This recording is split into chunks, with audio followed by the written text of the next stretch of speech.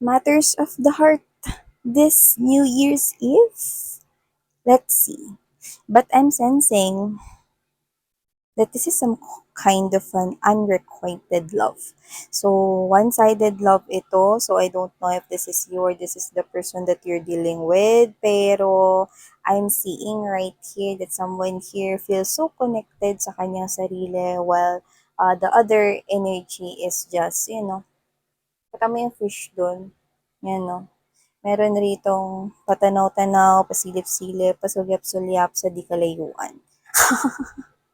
So someone here could be watching you, not making it obvious. Seven of Swords energy. Okay. But I'm not seeing right here na kung meron man ditong pandaraya na ginawa tong person na ito sa inyo recently or in the past, I'm not seeing na gagawin niya pa ito ever. I don't know, let's keep moving para makakuha tayo ng more info about this one. All or nothing. Ten of coins. Ano? All or nothing. Parang may pagtataya na rito. Someone here wants to gamble. Okay? Parang all in ako. Bala na si Batman. Yun, no? Bibigat naman ng mga mensahe. Mm. Dito nakuha ko, no, yung kanta ng Pussycat Dolls, no? Yung buttons, no? Yung na-a-a, na-a-a, which yung maarting pagsabi ng no. Mm. May isang laban-laban at may isang bawi-bawi na. Tingnan natin. Ayan. Okay. Let's see, ano ba mga kaganapan ngayong New Year's Eve, no? Taray, tingnan natin.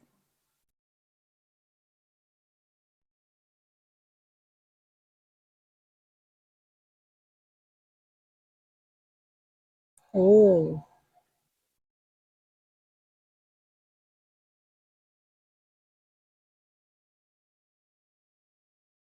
Oh, wow. Look at that. Three major arcanas right beside each other. So yeah, definitely this is not something here na situation na basta-basta lang, kundi isa itong sitwasyon na seryoso, no? Matinding mensahe yung nakukuha ko rito, no? I like the energy coming from here because this implies changes, which is I do get, no, na itong changes na to ay magbe-benefit, okay, kung sino-sino man yung mga energies na makaka-resonate dito. So, let's keep moving. Ilatag naman na natin yan. Another major arcana. What's going on? We have here the power energy. Someone's not listening. Pero may kailangan siya ritong ma-realize at matutunan. Okay? But what I love about this one is there is also a strong energy right here na nakaka-move on na, nakaka-move forward na. Okay? So there are two energies right here. Yeah. Wherever this leads, nakikita ko rito na ito ay parehas kayo rito, no, na magbe-benefit ng maganda. So yeah. Hindi naman kasi talaga hindi naman talaga nagpapabaya kasi rito sa universe. Yan, no? Alam mo, maaaring meron tong motor, but doesn't have to be, okay. Pero specifically, pwedeng any vehicle yun, okay. Pwedeng car, or this person here wants to travel papunta sa'yo, okay. Pero I'm seeing that specific thing, helmet. So whatever the case may be, this person, I think yung helmet, hindi niya dapat yun ilagay, no, sa kanyang head, kundi I think sa heart niya. Oh, bakit naman miss yan? So yun, no, pag-uusapan natin more dito, no. I know, bisperas ngayon ng New Year, no? Bago natin salubungin yung 2024. Pero kasi ito yung energy na nakuha natin coming from your person that you're dealing here with or that you have dealt here with in the past. Okay, so yeah, kung sino man siya ng mga babes, no, I think sa iba sa inyo, nakita nyo siya recently lang. Like literally, ikaw talaga yung sadya niya. Yung iba naman, pwedeng, I'm getting two festivities right here. So, whatever the case may be, pwedeng nakita nyo na siya nung Pasko or it doesn't have to be na nakita nyo siya in person, pero yung iba, yes. Yung iba, baka nagparamdam na siya nung Pasko, no? Pero umuwi siyang luhaan. Puwedeng hindi niyo siya pinansin or puwedeng pinuntahan niya kayo pero hindi rin naman siya nagpakita sa inyo. But I'm seeing festivities. It's ES, no? Ibig sabihin, puwedeng pinupunta-puntahan ka na rin niya, puwedeng pinuntahan ka talaga niya nung Pasko or bisperas ng Pasko or nung araw mismo ng Pasko or meron tayong nakukuha rito na pwedeng puntahan ka rin niya, no? Kasi ngayon is isi-celebrate natin later, 'di ba? Ang Christmas Eve. I mean, ang New Year's Eve, I must say. Pero maaaring pinuntahan ka na rin niya no nung Christmas Eve. So yeah, kung sino man 'to, no, nakikita ko rito na pwedeng mag-try siyang muli with the Two of Swords energy right here and there's that judgment. Yan, no? Susuka daw siya pero hindi susuko. Ano naman yan? Narinig kasi natin yung song, mga babes, no? Yung pagkabigot, alinlangan, yan, no? Gumugulo sa isipan. Yan, no? Hindi siya susuko rito, ah. So, maaring sa kanta na yon okay, yun yung kanta, pero nakikita ko, no, what's this? Alam niyo yung song hits dati, so maaring yung iba sa inyo naabutin niyo yung song hits, but doesn't have to be. Doon sa song hits, no, nakita ko doon, yung kanta is yun, ha, pero yung nakita ko is yung Beer by Itchy Worms. Ano yung beer? Yung ibuhos na ang beer yun. Pero yung nakita ko lang is yung title no. So maaaring puntahan kayo nito ng lasing siya o ano, galing siya no sa inuman mamaya sa lubong ng New Year, no? Tapos yung iba baka puntahan kayo nito. Kung ano yung t-shirt niya kagabi siya pa rin t-shirt niya pag pinuntahan niya kayo. Oo, no, yan. Kung di ako nagkakamali, magkahalong white or black specifically sa iba, pero yung iba puwedeng kung ano yung suot niya 'no, nang pinuntahan ka niya puwedeng kahit nung Christmas pinuntahan ka niya yung suot niya, puwedeng yun pa rin yung isuot niya. So, hindi ko alam kung binigay mo ba yun sa kanya o sadyang di lang siya rito nakakapag-ayos. So, yun nga 'no, Christmas Eve and New Year's Eve, 'yan 'no. Christmas Eve puwedeng nagparamdam siya sa inyo, iba nag-text lang, 'yan, iba tumawag pero hindi niyo pinansin or puwedeng sinagot niyo naman 'no, pero hindi niya nakuha yung inaasahan niyang sagot from you, guys. So, 'yan 'no, pagkabigot alinlangan daw 'no, gumugulo sa isipan niya. Kasi itong klase ng tao na 'to with this judgment energy 'no, what's this, temperance, and then the moon card energy, whoever this individual is, okay, nakikita ko rito na matagal na siyang sinasabihan rito ni universe. Hindi lang siya talaga nakikinig, no? Parang siya to na pinipigilan niya pa kasi yung damdamin niya noon sa inyo. Pinababalik na siya. Actually, magkaibang advice na nakukuha ko rito from the universe. Pero let's talk about this one muna. Okay, di pa pala ako nag-hello sa inyo. Hi and hello new subscribers. By the way, my name is Yan. Welcome, welcome. And advance Happy New Year everyone. No, mamaya no pasasalubungin na natin no ang 2024 no. So sabay-sabay tayo diyan mag-countdown no, sa mga tahanan natin no at hangad ko ang kapayapaan no at kasaganahan sa inyo this 2024 mga mahal. So yun nga, no, sa mga returning subscribers, ganun din. Maraming salamat sa patuloy ko wala ninyong sawang pagsuporta sa akin. Ito ang second na pagsalubong natin ng New Year na magkakasama. Oh, magkasama pa rin tayo. Oh, tayo-tayo pa rin. Oh, thank you. So yun nga mga babes, no, balik na tayo sa pinag-uusapan natin. Tayong gender ha. Bahay lalaki LGBT. Okay? You can flip roles if you want. Pero dito sa nakikita ko, Hindi to napiflip. Kasi this is you, okay? You're taking a different route, no? Ibang ruta na yung tinatahak mo ngayon. Okay? So, sino tong person na to, tong kadil mo na to? I do pick up na kung noon, no, parang gusto mo siyang kausap, gusto mo na palagi mo siyang nasa tabi, ngayon, no, nandun ka na sa punto ng buhay mo, no, na hindi naman sa ayaw mo siyang kausap, no, pero hindi na siya ganun kahalaga sa'yo. Hindi na siya ganun ka-importante sa'yo. Hindi na siya yung parang sentro, kasi yung iba naging sentro ng buhay niyo to, or baka isa siya sa pinakamahalaga, no, na naging parte ng buhay mo. Pero whatever the case may be, nakikita ko nagpapasalamat ka sa kanya, no, dahil marami kang natutunan, no, dahil sa mga pinagagagawa niya sa buhay mo. Yan, no, which is I do pick up na yun ay mga negative things, negative situations and behaviors. This person, okay, sobrang na-fed up ka sa kanya. Pero ngayon, pinagpapasalamat mo na lang na lahat ng bagay na yun ay nangyari, no? Because you're seeing this person's true colors. Well, time already passed. Judgment is here. Temperance it is. Dati pa kasi siyang sinasabihan ng ganyan. Di siya nakikinig, no? Parang sinasabi ng mga angels and spirit guides niya sa kanya, huwag kang syunga. Bumalik ka na doon kay collective. Yan.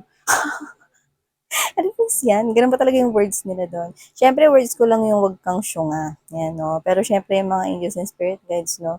Sasabihin nila yun sa'yo in a very nice words. Yan, no? So, whatever the case may be, yun nga, parang ganon, no? Sasabihan nila tong person na to nakadil mo in the past, no? Pero hindi nakikinig, no? Alam mo mga babes, yung dalawang mensahe na kukuha ko rito. Mhm. Kayong dalawa, with the moon in here, nakikita mo ba tong ilog, ayan, no, yung river dyan sa pagitan ninyong dalawa, no? So, you're seeing here two animals and at the center, meron diyang parang gap or puwang. Okay? Scorpion right here, in this reading, symbolizes ending. So, talagang disconnection is kailangan talagang mag-end.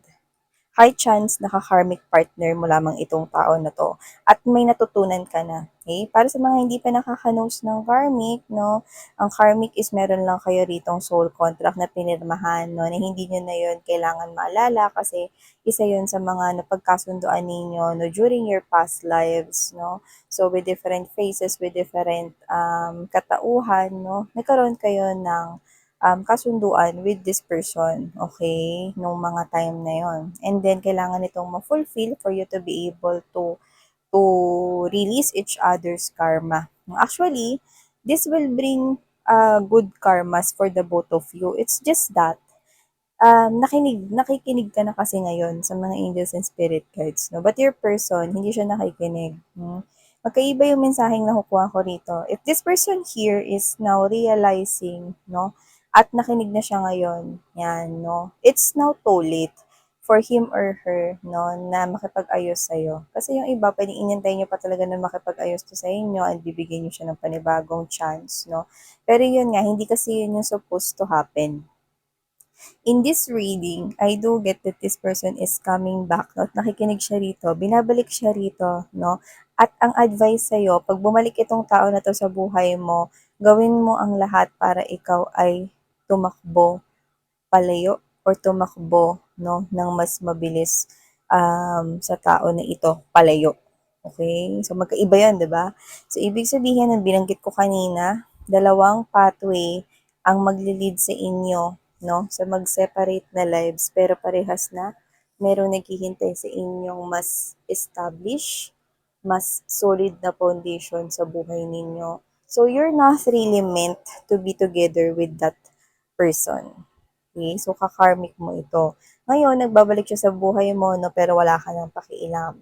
You're already healed and you're now, what's this, doing actions, okay, as long as it is beneficial to you. Nine of Coins energy, okay? Pero siya, nagsisimula pa lamang siya rito na makamove forward dito. And okay, ngayon pa lang siya nakikinig, no, na bumalik siya sa'yo. Pinapayuhan ng universe itong tao na to na bumalik ka kay collective. Yan, no? Bumalik kay collective, hindi para makipagbalikan sa'yo. Okay? Pero, pinababalik siya sa'yo rito at ngayon, mga babes, no, ikaw kasi yung matinding lesson niya. Yun yun, no? Ikaw yung malaking challenge ngayon, no, na kailangang ma-fulfilled yung pag-release rito, no, nung karmic contract. Yan. Para rin yan sa kabutihan niya. Para ma-receive na rin niya, no, yung tamang ruta, no, kung saan tinatahak mo na yung sayo, no, sa ibang ruta ka papunta. Pero parehas na meron ditong stability, no, na parehas ninyong hinahanap at kinakailangan talaga yung deserve nyo sa inyong buhay. So, I'm seeing you, no, na itong connection na ito, no, is tinulungan nyo ang isa't isa o tutulungan nyo ang isa't isa rito, no, na mahanap talaga, no, hindi lamang yung sarili ninyo, kundi kung saan talaga kayo nararapat or nababagay na mundo. So, nakikita ko kayo rito na even though you're not meant for each other, I'm seeing na yung isa sa inyo nauuna na. Yan, nauuna na rito, na buuhin ulit yung kanya ritong buhay. Okay, nakikita ko rito na talagang, not necessarily na you already forgot about this person. Of course, okay, hindi niyo yun makakalimutan, no? Lalo na if this person caused you a lot of pain. Pero ang maganda rito, no, nagpapasalamat ka na lahat ng bagay na to ay nangyari, no, ibig sabihin, nakadetach ka na sa attachment mo dito sa person na ito. Pero ngayon, sa kanya nagsisimula pa lamang, kaya maaaring puntahan kanya mamaya o bukas, no, or bago bago mga lahati ang January 2024. So kung sino man siya, nakikita ko pa rin siya rito, no? Na kahit na walang kasiguraduhan tong pinagagagawa niya rito, no? Kasi yung emosyon niya rito is running high, eh. Okay? It's rising. Okay? So, yun yung dapat kasi talaga niya na naramdaman noon, eh. Okay? Kasi ngayon, ando na yung konsensya, ando na yung panghihinayang, ando na rito yung nakikita niya na yung importansya mo, no? Kasi natututunan niya ngayon, kailangan niya pahalagahan yung mga bagay habang nasa kamay niya, no, or habang nasa buhay niya. No, yung mga bagay na gano'n, kailangan niya matutunan yun. No, parang pagkahanda yun sa buhay na, sa ruta na tatahakin niya. Yan. So, whoever this individual is, nakikita ko pa rin siyang lalapit sa'yo rito, no? Paulit-ulit, no? Siyang lalapit dito sa'yo, no? Pero nakikita kong paulit-ulit mo rin siya ritong bibigyan ng ultimatum na, okay, hindi na pwedeng ibalik yung dapat na. I mean, hindi na pwedeng ibalik yung matagal nang nararapat na, tapos na. Yan, no? Sinikita ko rito. Well, ito naman talaga yung plano, no? Kailangan niyo matutunan to in a hard way, okay? And you've been there din, di ba? Nasaktan ka rin itong person na to, pero ngayon natuto ka na, okay? Now, you're holding this kind of life. You're protecting here, creating here your own bubble, no? Nakita ko rito na tinatayo mo na yung mundo mo rito, no? Close off ka na when it comes to romantic relationships with this person right here. Pero, hindi ka naman yung parang pag nakita mo siya one day, no? Hindi ka naman parang mandidiri or maiinis sa kanya, no?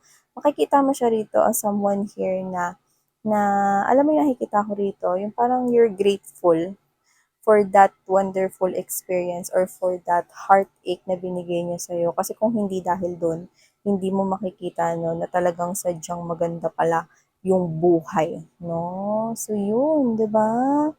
So whatever the case may be, lessons were already learned sa side mo. Now, this person is now learning the side, is now learning no, this side of heartache or heart pain in this situation na para talagang matuto siya at magising siya rito ng bongga. So, yun nga, no, baka pag nakita mo siya dun sa may halamanan o kaya dun sa may kanto lang sa inyo, hindi kayo naaaparisyon or nakukumbulsyon, siya talaga yon. O yung iba, no, doesn't have to be na magpakita sa inyo in person, pero pwedeng kumontak yan sa inyo mamaya-maya lang, no. Paging number. Iba pala yan. May umorder na sapatos dyan. Yan, no. Nakasapatos, nakachinelas, nakasandals, nakamedyas, no, nakasalampak. This person will travel towards you or this person here will send you a message reaching out. Okay? Hindi sa'yo, kundi sa yung heart. Yan. Sympathy. awa ang hinihingi niya or hihingin niya dito. Alright. So, ito yung mensaheng nakuha natin dito, no? Sa inyong New Year's Eve reading, mga babes, no? Pero what I love about this one, you have lots of abundance and prosperity in money coming in because you're appearing as the Nine of Pentacles energy. Beautiful.